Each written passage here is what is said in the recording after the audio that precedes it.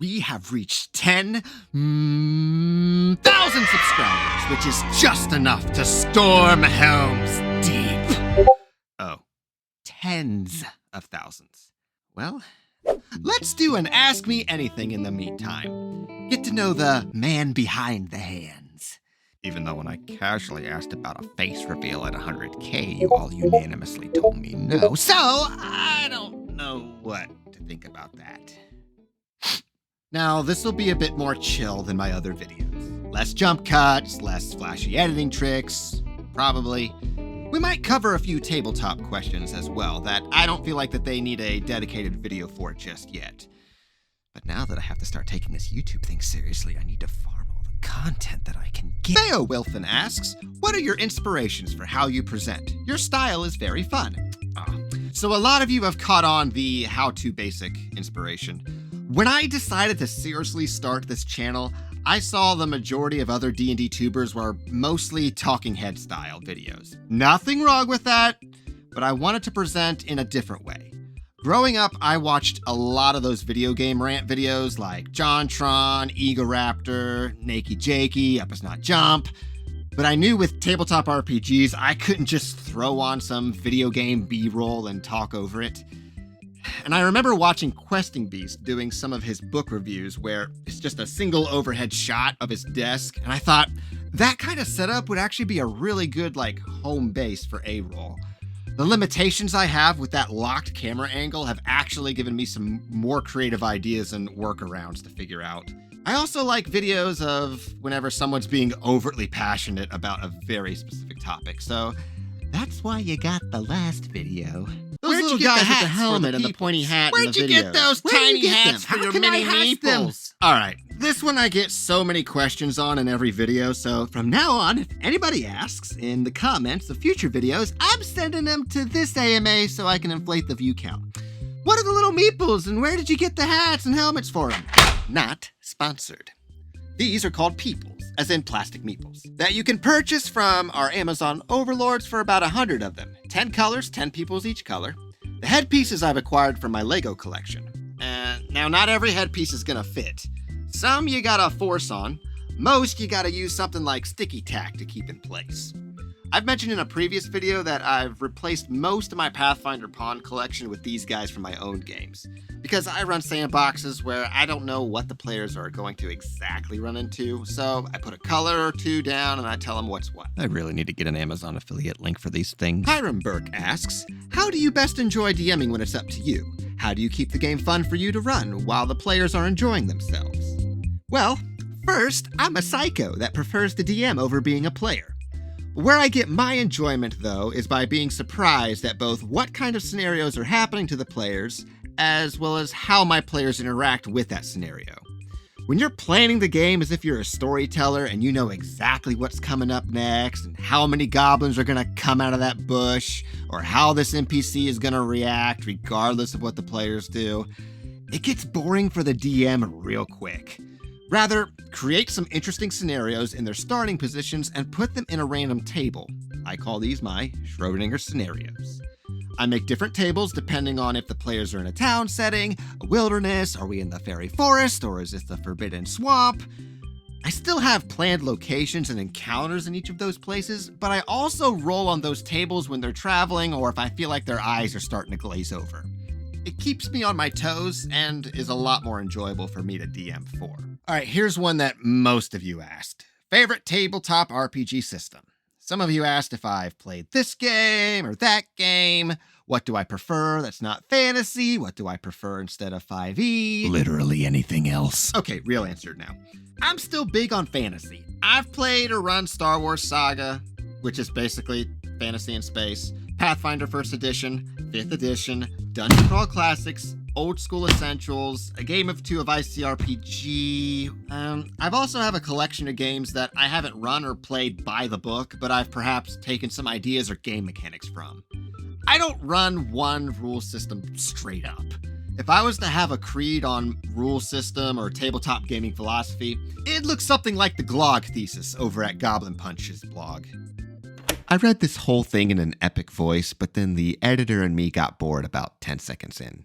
No, I don't have ADD. Squirrel? That said, as far as my current favorite RPG system, it's Old School Essentials, because it's a great baseline to build up your own rules. I like a zero to hero kind of game. I like the roll under system instead of a difficulty class system, which might be a future hot take video. And I find it easier to take a simpler game system and build it up rather than a more crunchy, codified system and start stripping it down. My current rule system is Old School Essentials as a base, with Ars Magica spellcasting converted to a D20 system, Dungeon Crawl Classics philosophies and the warrior class replacing the fighter, some ICRPG rules tossed in, and a whole bunch of house rules stolen from a dozen different bloggers over the years. Raymond asks, do you do voiceover work? I swear I've heard someone with your exact delivery in an ad or three. Dairy Queen, maybe? You know, I've seen another comment or two about a Dairy Queen ad or a Home Depot ad, but no. I don't do any voice acting outside of this channel. And like I said in my last video, I was a theater kid growing up. But hey, if any of you are voice acting agents out there, please send me an email. I want to rub shoulders with Matthew Mercer. Minotaur of Malice says, I think an elbow reveal will be more appropriate. Let's not rush into things here.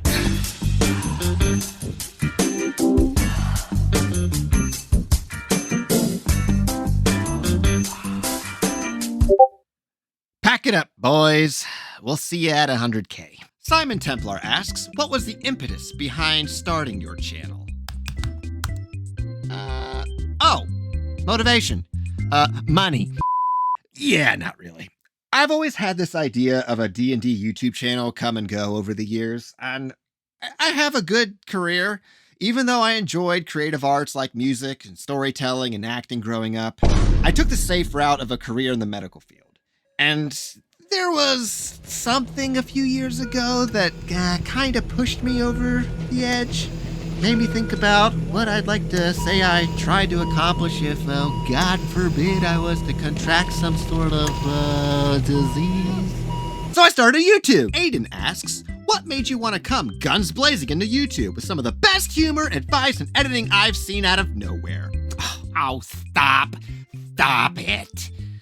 I did start the channel with some intention. I did a lot of research on how to properly start a YouTube channel, so I needed to nail down my niche, my style. I launched 3 videos and a channel trailer, and it got me 1,000 subs in 3 days, which absolutely blows my mind. I have no idea what I'm doing now. I had 0 editing experience before. I used the free version of DaVinci Resolve, and instead of me trying to learn everything about the program, I script my video and I research exactly what to edit, whatever dumb effect the writer side of me thought would be a good idea. But there'll be these moments where like, why do I have 45 seconds with no visuals written down? Do you know how long it takes to keyframe a PNG version of me and come up with enough visual changes to keep the watch time from tanking? Huh? Tenlasol asks, what would you say is the worst advice to give someone? Ooh. For DMing advice, my initial reaction is to tell them that they're a storyteller. I explain this in more detail in this video, but to bear the mental burden of a storyteller makes the DM believe that they have to juggle all these things a storyteller has to do to keep the player engaged and the game running smoothly. You're not a storyteller. You're a referee. And when you run the game like a referee, you'll find running the game both easier and more enjoyable. Now, my worst advice as a baby YouTuber would be to start the channel when you're ready. I'm still not ready. Barkapope asks, do you go out to train often? Because it seems you know your way around a firearm. No, I wish I target practice more often. I took a concealed carry class in my home state years ago, but I never actually got the license. So I know my way around firearm safety, like, not putting your finger on the trigger unless you're intending to fire. And I never, ever, ever, ever have ammunition in the clips when I film. Just like obvious things. That was an editing trick, I swear. Dr. Tisks asks, how many desks have you broken by slamming things down on them? None, actually. But you want to see how the secret sauce was made in my earlier videos? I had to film on a kitchen table when everybody was away at work, and I used this wood vinyl wrap for my fake table background. Now your boy's got a real desk, so I'll probably try not to set this one on fire. Maybe. whatever the script demands. Enzo Santi asks, sorry if this is a sensitive question. Answer only if it isn't. But from where does your YouTube name, Deficient Master, come from? Well, you're right, Enzo. This is a very sensitive question because Deficient comes from my great-grandfather who, during the Vietnam War, dropped an entire payload of napalm on his own men, and after 6 casualties and 38 wounded from 2nd and 3rd degree burns, they changed his code sign to Deficient. I don't know, it sounded cool.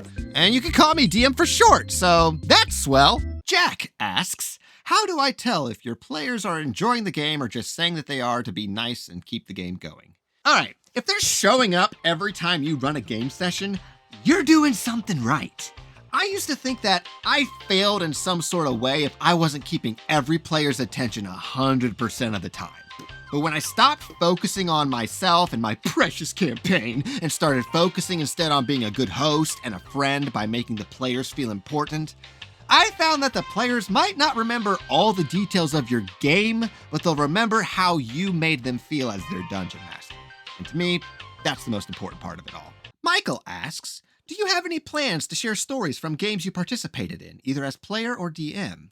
I do. I've already used 1 or 2 moments as examples in previous videos, but I'm also about to start playing a campaign made by my brother, which is basically Hogwarts, but for all the fantasy classes. And I have this idea on how to showcase that game without it being a 4-hour crappier version of Critical Role. If that performs well, I'll make more, depending on the analytics, of course. Monkey Business asks, how do you do that thing with your hands? My girlfriend wants to know. A whole lot of lube, monkey. A whole lot of lube. Ruben asks, is the 2015 dress blue, black, or white gold? White and gold, baby. White and gold. Very Sour Dragon asks, do you have a general setup for your recording? Special camera, microphone, etc.? Yeah, I currently use a Blue Yeti mic for voice recording. I bought 2 pancake lights on Amazon for about $130. I used to use my phone for recording up until my encumbrance video, and now I use a Canon EOS R50 on a cheap microphone stand held in place by a lunch bag full of books. I also have a cheap shotgun mic for... And as I've said before, I've got a real desk now that can do this.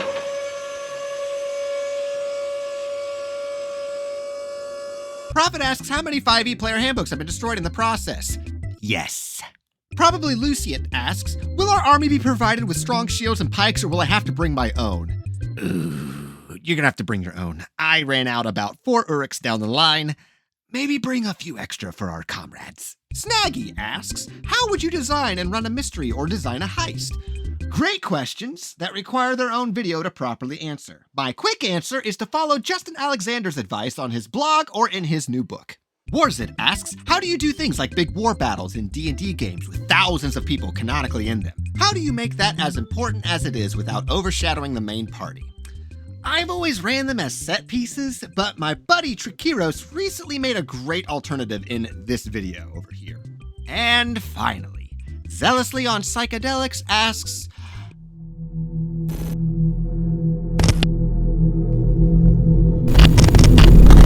thank you all so much for being a part of this YouTube journey with me.